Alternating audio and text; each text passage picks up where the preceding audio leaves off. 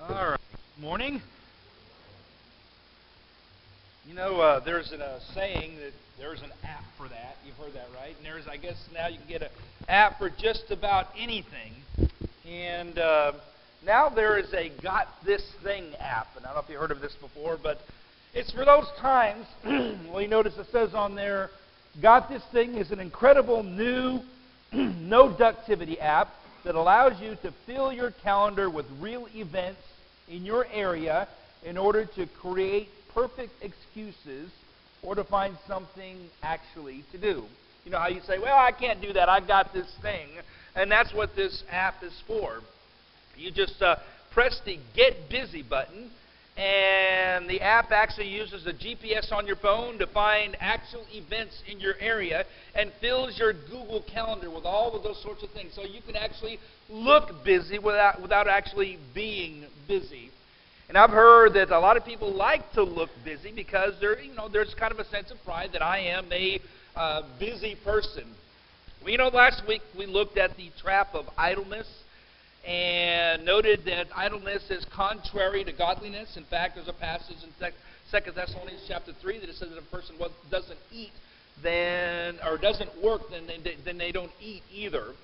But a lot of us actually struggle with just the opposite. Not with idleness, but with, I guess you could call it busyness, right? We're always busy. And it occurs to me when I was thinking about this that in the Old Testament, God actually had to command His people to take a day to rest. And so I want to spend some time this morning look at some of the things we can learn about those Sabbath instructions, those Sabbath laws that God gave His people. And I want to say a couple of things before we get into that. Number one, Sunday is not the same thing as the Sabbath day. They're actually two different things altogether. A lot of people, when you say the word Sabbath, they think of Sunday. But Sabbath was a day, the seventh day, that was set apart by God for Israel. And He gave some very specific instructions for that day. But it's not Sunday. It was only given to Israel. And that Sabbath instruction, those Sabbath laws are not given to us, just in the same way that instructions concerning sacrifice, the burning of incense, and temples, and all those sorts of things, those aren't given to us either. That was only for Israel. Okay, so I just want to make sure we understand that before we look at some of these instructions concerning the Sabbath.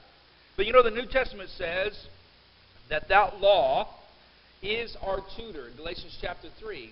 And it was designed to lead us up to Christ. And Romans chapter 15 says that those things that were written before were written for our instruction. And so the question I want to ask as we start looking into some of these texts is, what can we learn? What is there for our instruction concerning the laws concerning Sabbath that God gave to Israel? And I think we can learn something once we identify the purpose and the reason behind the Sabbath instruction given to Israel. First is obvious. We have a need for refreshing. You can't live life on full throttle. You know what happens when you open the throttle and you leave it open all the time, right? After a while, something's going to break, it's going to overheat, it's going to wear down. And the same thing applies to us physically. We cannot live life on full throttle. And so God actually had to command His people to take time out to rest. Go to Exodus chapter 16 with me, if you would. Exodus chapter 16. And here's the first time after God redeemed His people as a people, He gives them instructions on taking time to rest. And you'll notice in Exodus 16, if you have a heading, it probably says manna and quail. And it may even say something about the Sabbath. This is the first time God begins to give them instruction about taking a time to rest. And in verse 21, He says this: each morning, everyone gathered as much as they needed. He provided manna for them, this food on the ground that came from heaven. Every morning, everyone gathered as much as they needed, and when the sun grew hot, it melted away. On the sixth day, they gathered twice as much, 2 omers for each person. And the leaders of the community came and reported this to Moses. And he said to them, this is what the Lord commanded. Tomorrow is to be a day of Sabbath rest, a holy Sabbath to the Lord. So bake what you want to bake, and boil what you want to boil, and save whatever is left and keep it until morning. So the routine was every day they would go out and they would gather this food, this manna, this what's it, that's kind of what manna means, because they didn't know what to call it. It was just strange food that came from heaven provided by God.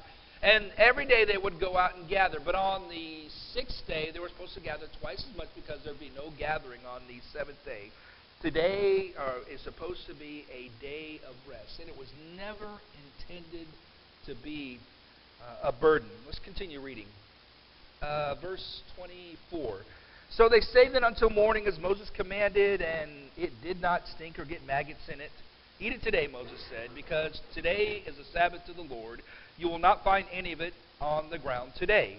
6 days you are to gather it, but on the seventh day, the Sabbath, there will not be any. Nevertheless, some of the people went out on the seventh day to gather it, but they found none. Then the Lord said to Moses, how long will you refuse to keep my commands and my instructions? Bear in mind that the Lord has given you the Sabbath. That is why on the sixth day he gives you bread for 2 days. Everyone is to stay where they are on the seventh day. No one is to go out. And so the people rested on the seventh day. It was never intended to be a burden. See, understand, God says, that the Lord has given you the Sabbath. Yes, he commanded it, but he gave it to them. It was a gift.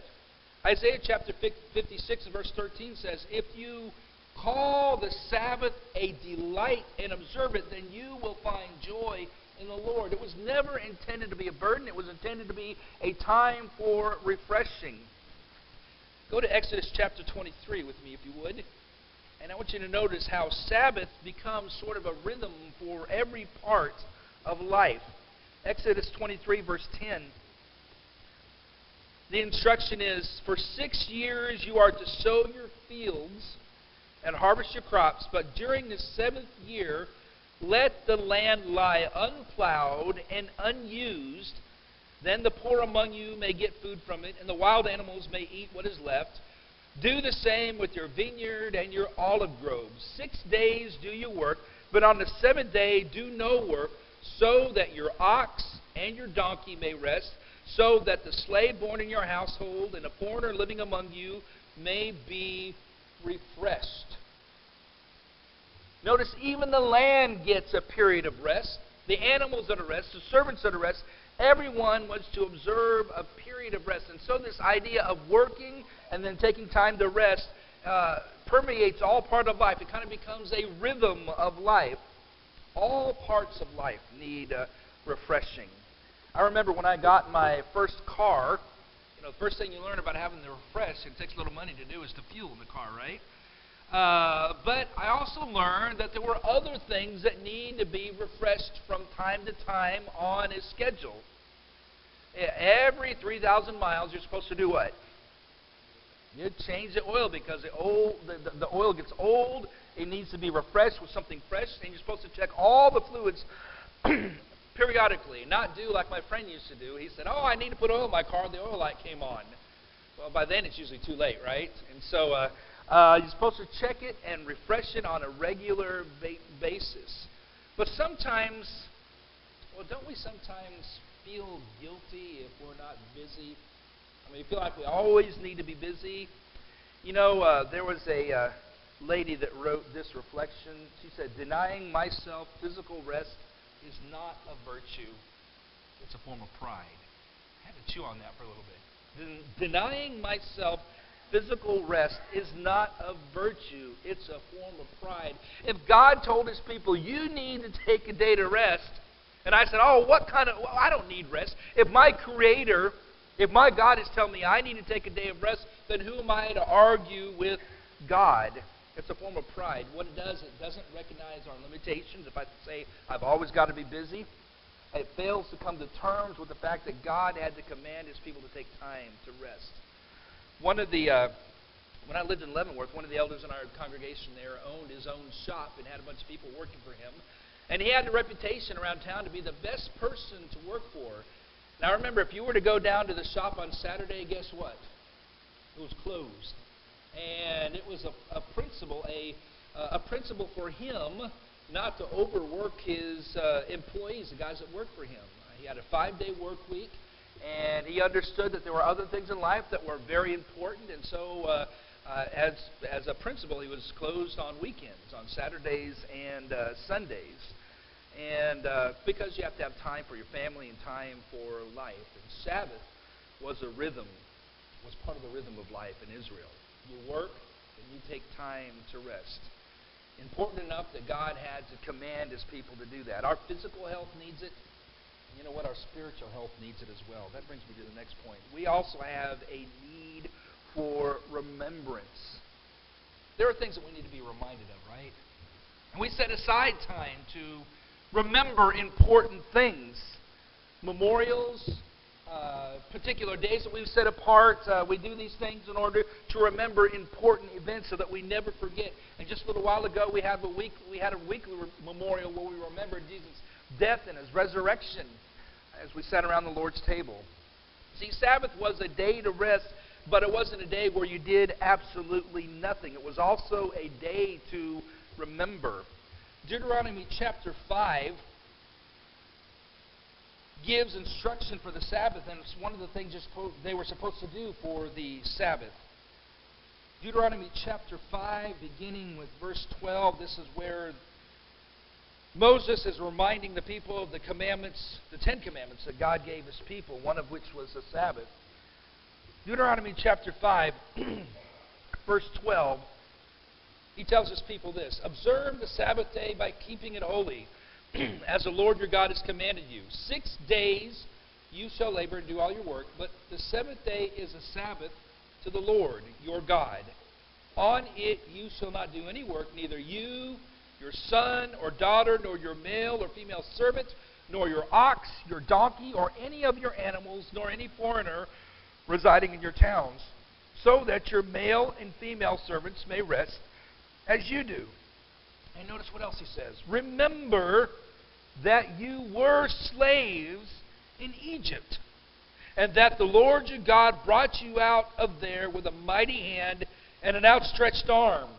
Therefore the Lord your God has commanded you to observe the Sabbath day." Remember, before you were slaves, before you were doing all of this mindless work, but you belong to God now. You are no longer slaves. God has set you free. And this is an opportunity for you to reflect on what it means to be the redeemed, the people of God. He set you free. Now you serve Him. You can spend the time to reflect on even the meaning of work and what it means to work and what it means to rest. Go to Ezekiel chapter 20 with me, if you would. You know, one of the things that God brings up over and over again through the prophets is how the people sinned. And one of the ways they sinned was they refused to observe this Sabbath. Now, there's a lot of other things that seem really serious, and they were serious. There are immorality, their oppression on people that were poor, and all of these other things. But he also consistently remembers that they didn't observe the Sabbath. And you wonder, why is that a big deal? Well, look at chapter 20, verse 12. God says, "Also I gave them my Sabbaths as a sign between us, so they would know that I, the Lord, made them holy." Every time you observe the Sabbath, it's because of the covenant that I have made with you, God said. And you remember that I'm the one that set you apart. I'm the one that brought you to myself as my people. Much in the same way, every week we observe this memorial right here in front of me as a reminder. Go down to verse 20 of the same chapter. "Keep my Sabbaths holy," God said, "so that they may be a sign between us. Then you will know that I am the Lord your God." And you notice the capital L-O-R-D? Remember, that's what translators, how they render His personal name. Anytime you see capital L-O-R-D, that's Yahweh. You will remember that I am Yahweh your God. We have a relationship. You know my name, and I know you. So this was a weekly reminder of the covenant, so His people would know Him as their God. So it was both a time to rest and to reflect. Have you noticed, as we're reading through, how often it says tomorrow is a Sabbath for the Lord or a Sabbath to the Lord? You know, we talk about working for the Lord, work to the Lord, but Sabbath is also to the Lord and for the Lord as well. It's just as important as work, and it's something that is done for God. When you work for God, and when you rest for God as well, because it has a purpose behind it. I read an article about, have you ever gone to the airport and had to pick up your baggage from baggage claim? Isn't that just kind of your favorite time at the airport, standing there waiting at baggage claim? Anyone enjoys standing at baggage claim, waiting for your baggage to come in that little door and come out? I didn't see any hands go up. Okay, nobody particularly enjoys it. Well, there was some executives at a Houston airport. They were dealing with numerous complaints about people standing and waiting at baggage claim. So they decided they were going to do something about it. They hired a whole bunch of baggage handlers, and they got the wait down to only 8 minutes. Wouldn't that be fantastic if you didn't have to wait any more than 8 minutes to go pick up your baggage? But you know what? The complaints kept coming, and they were kind of puzzled. 8 minutes, I think that's pretty good. And people are still complaining about having to wait for their baggage for 8 minutes. They discovered several things that they were looking at closer at this problem. When you walked off of the airplane, it took about a minute to get over to baggage claim. So they were actually waiting only 7 minutes. So they thought they would try something. Why don't we move the gate and baggage claim farther apart from each other? Okay, so they did. And increased, they multiplied the distance, and it was long enough to, by the time they got to baggage claim, oftentimes they would find their bags waiting for them there. Same amount of time, but now they're not having to stand and wait. Because what was happening, they would get to baggage claim, and they were kind of in a hurry-up-and-wait kind of situations, tapping their foot. They said, well, if we let them walk for that amount of time rather than standing there, maybe they'll be able to tolerate it. And sure enough, they did. There were no more complaints after that. And for this article, they interviewed an MIT researcher, Richard Larson, who is an expert on waiting in lines. I didn't know there were experts on waiting in lines, but he was an expert on the psychology of waiting in lines. And he spoke of the psychology of waiting. And he said that the length of wait is not as important as what you do while you're waiting. We tolerate occupied time. That's like walking to baggage claim. You're actually doing something during that time. But we usually don't tolerate unoccupied time, when you're sitting there and there's nothing to do. Give us something to do while we're waiting, and then the wait's going to be more tolerable. And it occurred to me when I saw that article that the Sabbath day was supposed to be occupied time. It wasn't just an empty time where you did absolutely nothing. In fact, that would kind of drive me crazy. I wouldn't want to sit there and do nothing. I'd want to do something productive. Sabbath was supposed to be occupied time, not only to rest, but also to reflect. Not only was there physical refreshing, but there's also spiritual refreshing as well. Now, I know as Christians we're no longer under the old covenant with its temple services and sacrifices and incense and a Sabbath day. All those things go together. I know we're no longer under those things, but you know what? The need for these things still remains. Jesus himself modeled times of going away to take time to refresh physically and spiritually as well. That's why even in our LTC event, there are things like prayer and journaling. It's designed to develop a habit of pausing and reflecting on things that are important in life and on your prayers to God. And so it's important to take time to rest and to reflect. And as I was thinking about Sabbath, I realized, there's a lot more that the New Testament gives us on the Sabbath. And I think a message that comes through in the New Testament quite often is that there is an ultimate Sabbath that is our goal. Colossians chapter 2, verse 16 says this: Therefore, do not let anyone judge you by what you eat or drink, or with regard to a religious festival, a new moon, or a Sabbath day. These are a shadow of things that were to come. The reality, however, is found in Christ. The Sabbath is a shadow of something to come. So what are we talking about here? Matthew chapter 11, verse 28. We're very familiar with these words. Jesus said, "Come to me, all you who are weary and heavy burdened. I will give you what? I will give you rest." But notice what he goes on to say. "Take my yoke upon you and learn from me." His yoke? Yes, his yoke. "I am gentle and humble in heart, and you will find rest for your souls. For my yoke is easy and my burden is light."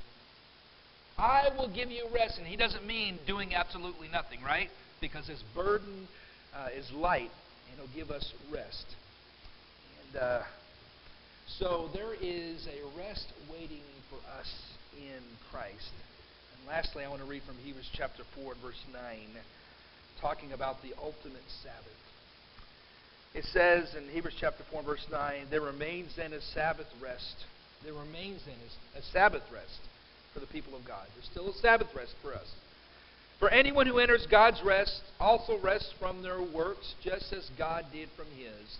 Let us therefore make every effort to enter that rest, so that no one will perish by following their example of disobedience." Of course, there's a quotation you'll notice from the 95th Psalm, and the rest that this is talking about is not a day, but the rest this is talking about is the ultimate rest in the promised land. And the promised land for us is not any place of this earth, but it's heaven. A place where there'll be no more sickness, no more weeping, no more death, no more dying. All things will be made right. And we'll serve God without death, without pain, without sickness, without dying. This is what the Bible calls our ultimate rest. You know, I heard about a teen boy that wanted to try an experiment. He went through the house. There's family pictures in the hallway, family pictures in the kitchen and other parts of the house. And he decided to change some of the family pictures with pictures of Kevin Buscemi and see how long it would take for people to notice. At first, day one goes by, nobody noticed that the pictures around the house had been replaced. Day two, Dad finally notices. I find this kind of strange. He said it wasn't until day 5 before Mom finally noticed that some of the pictures had been replaced. And the question was asked in this article, are we so busy that we let things sneak into our lives and not even notice? Instead of a picture, it could be ungodly reactions or habits or sins or cravings or about focusing our ultimate hope on the wrong thing. You see, God paints a picture of what type of people we should be in His Word, and God paints a picture of our ultimate hope, what our goal in life should be. And if we're not careful, we can get so busy that the world changes that picture into something else and we don't even notice. If we don't take time to pause, to rest, and reflect, that's exactly what could happen. So if I'm a busy bee, if I'm a workaholic, then this message is going to be particularly challenging to me. This message is telling me I need to take time to recharge physically and spiritually and emotionally. I may feel a sense of pride for always being busy, but God doesn't see it that way. God knows what we need, and God knows our limitations, and God knows best. Remember, when we take time to rest, it is for the Lord every bit as much as work for the Lord. And it's just as important. So take time, rest, and reflect on the pictures that God paints for us in Scripture. So I want to end on this question. Have you taken His yoke and His burden? Because if we try to carry the burden all by ourselves, it's impossible. We will not get anywhere. We can't carry the burden of sin all on our own. It will lead to death. It goes nowhere but to death. And so we need to bring our load to Him. He's the only one that can carry our load. That's why He came to earth and died on the cross and was buried and rose up from the grave. If you're ready to accept His lordship over your life, and you're ready to go down to the water and be baptized and be born again, and He'll take your burden. And if you've already done that, then remember this simply. Rest is good, just as work is good. We need both in life. Idleness is bad. Rest is good. The difference is idleness has no purpose. Rest has a purpose to serve God. We're going to go ahead and sing a song this morning, and if you need to respond, please do so as we stand and sing.